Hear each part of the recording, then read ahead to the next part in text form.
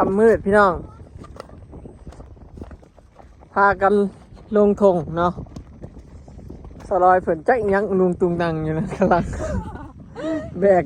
ได้กระสอบ พายกระสอบใหญ่ ได้ไม่ต้อยได้กระคุทั้งโค้งสบายดีเด้อพี่น้องจ๋ายินดีต้อนรับเข้าสู่ช่องสลอยเด้อพี่น้องมื้อนี้สิออกตามล่าหาแมงกิโลนหาแมงขนุนใหญ่ในเมืองพี่น้อง สบายดีเด้อพี่น้องพากันไปเยี่ยงกินนูนเนาะ หลายๆคน รวมแมงขนุนบ้านเขา ทวันบางคำผูกไปก่อนเลย พูน ดอกไม้ อยู่ทงพูน ไปกันทั้ง7 คน 2 4 5 6 7 8 คนพี่น้อง เนื้อแมงขนุนพี่น้องได้ไปดูกัน หอดยามเลยเนาะ แม่นใบไม้ปุ้ง เดี๋ยวให้โปรงแมงขนุนออก ตัวใหญ่ ปีละครั้ง ประมาณมาใส่น้ำน้ำแบบ ไปพี่น้องอุปกรณ์ครบแล้วเนาะลงพูละอยู่เชียงมันพูละแถวป่าพูละไปพี่น้องมาหอดป่าแล้วมาเห็นแมงขี้ไห่ตราดโถโพดโพแมงขี้ไห่ปีนี่ลายแห้งรีรอเนาะจับกำปั่มอยู่ว่าลายแห้งพี่น้องสมสิกินแล้วผู้ใดมักแมงขี้ไห่หรือว่าแมงสางโอ้จับกำปั่มเลยนี่พี่น้องแมงขนุนหน่อยอยู่ในแมงขนุนหน่อยเลยนี่ดิลายนะพี่น้องนี่แมงขนุนเห็นอยู่บ่ยายแมงขนุนหน่อยบ่เล่นี่โอ้แมงขนุนใหญ่เติมนี่หูตาลักได้ตาใบเสียไม่เห็นมันเรียมหาบังคักๆเลยพี่น้องโอ้น้องทำอยู่ปุ๊เพิ่นหาเลือกเอาแต่แมงขนุนใหญ่เพิ่นนะ เอานั่นนั่น ทำเจอแมงขนุนดำเพิ่นนะ เอานั่นไปเขาเอาได้ค่ะเห็นแล้ว เล่นแล้วนะคอยยังเห็น ว่าเห็นแล้วพี่น้องจะได้ ตาบอดเลยกระลอกแล้ว ตรงแวบรถแมงขนุนม่วนอยู่น้ำโคกอันเชือกอย่างนี้แค่ตัวยาว ใช่ตัวตาดูสิ นี่ โอ้แมงขนุนมน ได้ยันเนาะ มันโม น้องทำเห็น ธรรมดาธรรมดาสนะ แซ่บแมงขนุนม่วนอันนี้นะ มันเต็ม ไปบังห้าง มีใส่โอ้ลองทำมันได้แมงขนุนใหญ่ ป้าจะเจอ ไปโอ้ไปแล้วพวกแลนหาวผู้เดียวปลาแตกขนาดเลยเขาเห็นแมงขนุนใหญ่แล้วมันอยู่ในก๊กเต่านี่ บริง่ายเด้อนี่ บอละโต นั่นนี่ข้าง มันแก่แล้วนี่ ๆนี่เดี๋ยวจับอยู่ ไปรถขึ้นรถย่านนี่สิขึ้นน้ำยังนี่ไปใส่บ่ล่ะเด่นเนี่ยไปดิ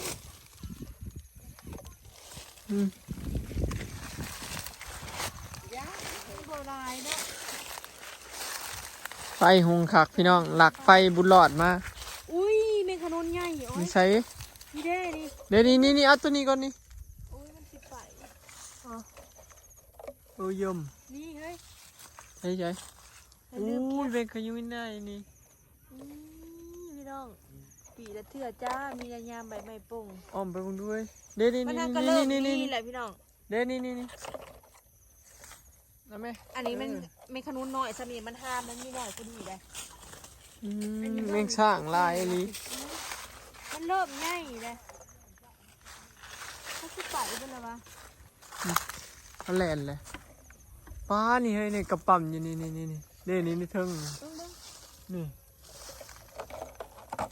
นี่โอ้ยม ทีมงานบ้านแคนซุกออกหากินพี่น้องเลย โอ้ยเทิง ก็ไปปลาโขดไปจะคู่ได้ เบิ่งพี่น้องแมงสางว้า มันฝนก็ไม่สั่งสักก่อนลายมันก็เริ่มมีเนาะ แมงสางอันเต็มอยู่มันปนกันกับแมงสางแต่เก่าแมงสางมันบ่มีแล้วหอมไปเยี่ยมแมงขนุนแต่ละเถื่อมีแมงสางนะโอ้เดี๋ยวนี่ฮะนี่ มันก็ขึ้นไปไว้ โอ้ยมันตกซ้ำพี่น้องมันตกลงเลยหายบ่เห็นกำปั่มอยู่นะอันแหละนี่ไปย่างต่อพี่น้องโอ้ยเทิงผมเขาจะไปก่อนนะอันนี้โต่งขังโอ้ไฟเขียวเงียๆกันอยู่พี่น้องอันนี้ฮะก็เริ่มออกเนาะเมฆนูนต่อไปแห่งสีลายนี่คนแห่งไปว่าพี่น้องสมาบุญเหรอเขาได้เก็บวายเขาได้เก็บ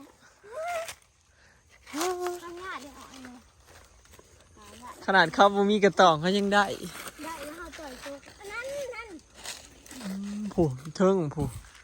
เฮ็ดใจ พูนนั่นไอ้ไว้นั่น นี่ใช่ นั่นเป็นขนุนแดง อุ้ยมันสูงโพด ไม่เท่ากับบนเทิงมัน ไป ว้าวน้ำแช่แล้ว นี่ใช่นี่ใช่ นี่ขนุนดำแช่หู มันเนี่ย นี่ มันกระมูนบินมาใส่ข่อย กระมุงคิดพิษแล้วกระคุนี่ไหมพี่ตัวหนึ่ง ใช่เด้มันกระนูนมนโอ้ยโอ้น้องทำผม บอ เห็น ดี้ย่างกาย โอ้แมงขนุนใหญ่เอาแม่ ไปเฉลย ตาดีว่ะ บอดี้ย่างกาย น้องทำเป็นตาดีไม่ใช่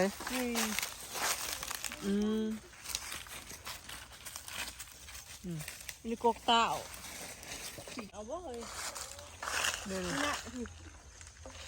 โอ้ยนี่ก็กำปั๊มเลยโอ้โหบักลายเลยแข็งอะไรเลย นี่อู้นี่บักลายหนึ่งจะกระตอมมันใหญ่ฟ้านี่เป็นขนุนใหญ่นี่ แซ่บเป็นขนมนี่นะแก่แล้วอ๋อ นี่นะจับทะลุมบ่ ผูกเยอะท่านเอาไว้ กกแรกก็มีแต่แมงช่างเอาวางที่ตั้งอันนี้ เดี๋ยวเนาะ โผล่ โอ้ได้ผลเยอะได้ยอด ถือกระสอบมานำในซีซันลองเบิ่งพี่น้องเนาะ เอาไฟลงมาให้เจ้า รอลุ้นนี่โอ้เน่โอ้ไม่ขี้ให้กับลุงไหม เน่เบิดเท่านี้เบิดแล้ว ต้องกกมันหน่อยเนาะ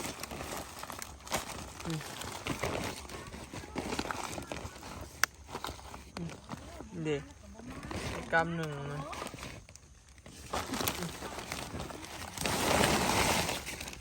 เบิดต้นมันหน่อยเนาะหาต้นใหม่อีกไปนี่ มันมีอยู่ทางบลงจะดอกไฟไปทางอื่น บุลงเนาะ โอ้ยบริษัททำตุก บุลงเนาะ แต่ว่ามันแข็งเนี่ยมันแซ่บแบบนี้ นี่แมงกะนูนมนพี่น้อง ไหน นี่นะนี่เกาะใบ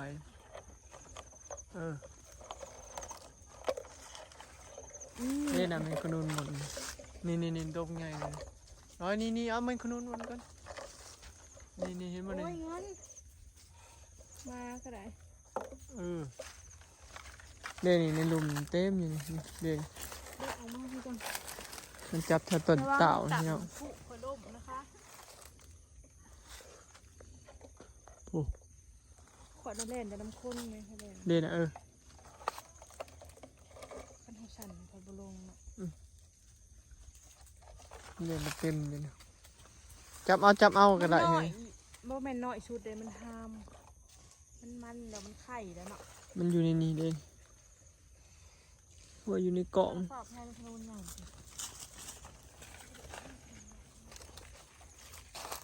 กูได้ตาดีก็ได้พี่น้องเอ้ยเด่นนี่ตกสับก็ใหญ่เติมมันแข็งอะไรพี่น้องแมงอี เอ้ยอันนี้คือเมงอียังอยู่เลยนี่ ยังมันก็ยังมันเป็นตาดีเว้ย มัน โอ้ยแมงกระโดนมนแล้วพี่น้องนี่มีโคมก็ได้อยู่เด้นะเจอแมงกระโดนใหญ่ทุกคนเนี่ยตกแล้วเห็นแล้วพี่น้องกว่าสิหาพ่อแมงกระโดนใหญ่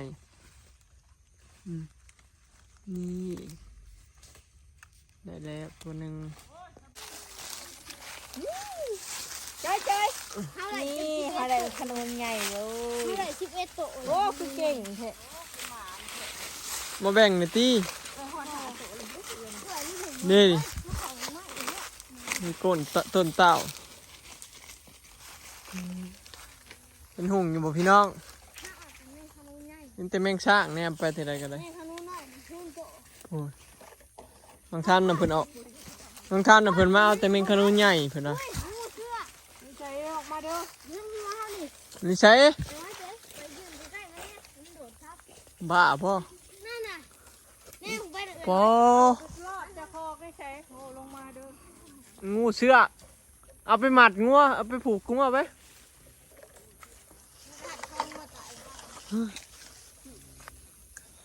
พูดได้จักโต มีใบไหมเอสโต ไม่สิเอโตเพิ่นนะฝาเป็นรุ่นน้ำกันว่าไฟสิได้หลายกว่ากันนี่แล้วพี่น้องนี่แม่งขนุนมนนี่ที่ทางตาอย่างเงี้ยแล้วนี่เอาโอ้น้องทำต้นเดียว2 โต คือตาดีเถอะวะ ใช้ใช้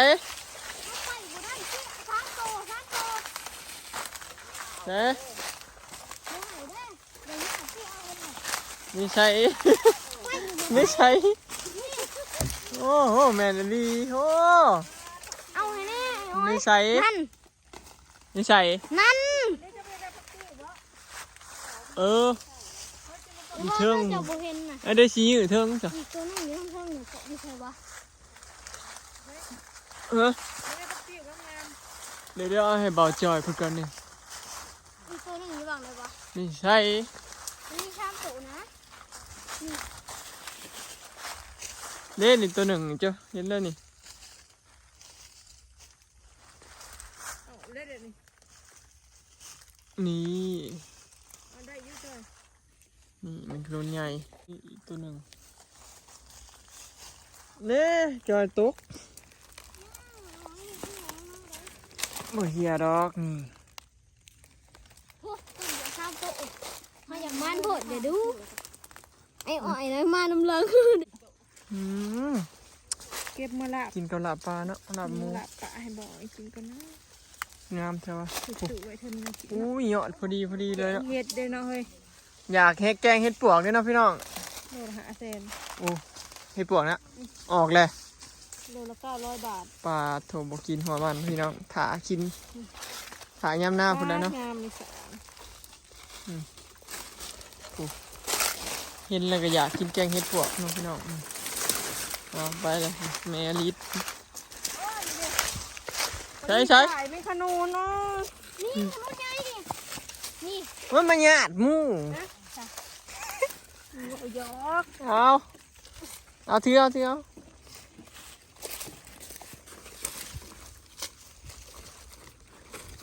ว่าจอยเพิ่นได้ลายเด้อพี่น้องเอ้ย จ้อยมันขนูนแดงเพื่อนบ่ได้เอาได้มันขนูนน้อยเพื่อนไปหามันขนูน เนาะแต่มันขนุนใหญ่เพิ่นนะ คิวเดียวโพด พิ่นบ่มักเพิ่นน่ะโอ้ยตักแตนพี่น้อง เอา เอาบ่ เอาเบิดยังที่กินได้นะพี่น้องเรียบมือเลย ออกละโดยเฉพาะ แซ่บนี่ นั่นกระดุนเฮ้ยนั่น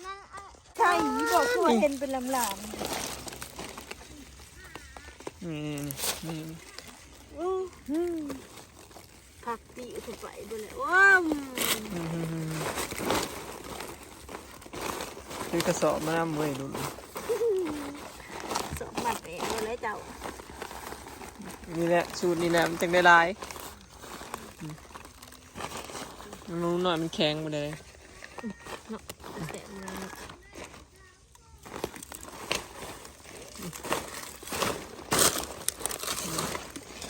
ท่านผู้ชมลายเติบอยู่ด้วยคุณ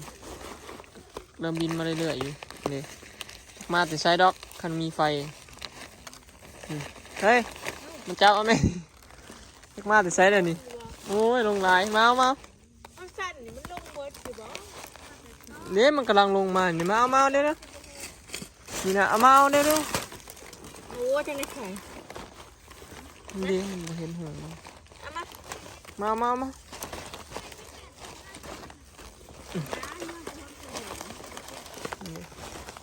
ลายเติบพี่น้อง เจ้านี่เป็นห้ายก็มูกบ่นี่ แมงขนุนใหญ่เคยสิเพาะพี่น้องเอ้ย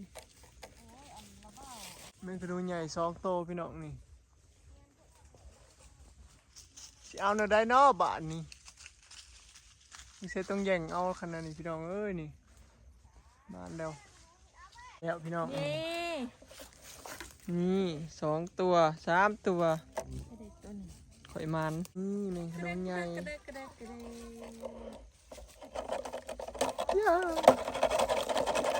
บ่อล แล้ว ง มันก็ลงอันใดนี่พี่น้อง นี่ มันลงขวดทูอยู่ตามใบไม้แต่เงามาก นี่ได้แล้วเลยนี่ ใช่ เด้ในลี่ไม่นี่ในลุมปลายไม้นี่เห็นว่าเอาสองตัวบอก เต็มกกนี่เลยในเทิงกลางนะ ให้ยืนเถอะ เด้น่ะ เออ แล้วกันนี่เฮ้ยนี่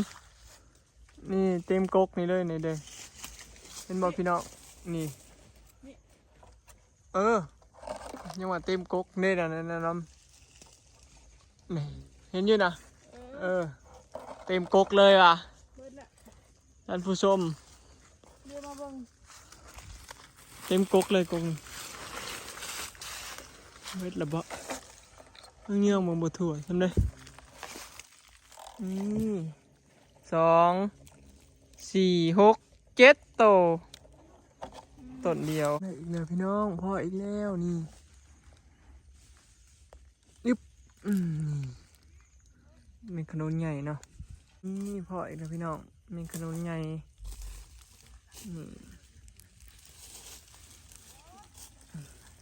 เนี่ยเพื่อสิเห็นเนาะมาเบิ่งผมพูดได้หลายๆพี่น้องเนาะ แป๊บเดียวมันกดกันข้อเลย โอ้ต้องทำมาเปิดกันคอแล้ว เท่าเก่า นะ ของเฮาว างอันนี้ของเฮา มันสิจบคลิปแล้วพี่น้องมันสิ น่ะ เดิม ไอ้อ้อยว่าอะไรไปสิ มาเบิ่งของน้องทำกับของแม่เพิ่น ไอ้อ้อยว่านะได้เพิ่ม เพื่อจะมีขนุนใหญ่ไหม ของเฮาเดี๋ยวเช้ากดตัว ขนุนใหญ่ ปาดโถ เฮาเดี๋ยวเช้าเก่า ไอ้ของเฮาเอ้ย มันก็ไม่ทวอนนี่หรอก ไอ้อ้อยว่าได้เพิ่ม ได้แต่ขนม ทั้งเบิดเฮาวันนั้นนะทั้งเบิดให้อ้อยนะที่เขา ของเฮาได้ชนิด กับคลองชาววันกับคลองยายรุ่นพี่น้อง เนาะ 3 คนแต่ว่ามันสิจบคลิปก่อนแล้วมันสิเดิมยังบ่ทันได้เมื่อยสิไปเลาะไปต่ออยู่ เลาะเมื่อบาดนี่ เลาะเข้าไปที่เมื่อยเลยละเลาะเที่ยวเลยละขึ้นไปอยู่มันยังออกบ่ทันลายพี่น้อง อ่ะยัง โคมมันก็มีอย่างเดียวนะ เลาะไปเปิดใหม่มันบ่มีมัน คลิปนี้ก็สิขอเก็บภาพบรรยากาศไว้ซันนี้เด้อพี่น้องกระม่วนอยู่เนาะครั้งแรกของปีได้ตายเป็นขนุนใหญ่ ไป ไปแล้วพี่น้อง ถือว่าได้อยู่เนาะ สบายดี ถือว่าได้อยู่พี่น้องมือนี้มันอยู่เนาะสิได้แต่เฮามีโคมมันเดียวบ่อ้อยก็ใส่แต่อันนี้ยังหลอดไฟยืมนางบุญหลอดมา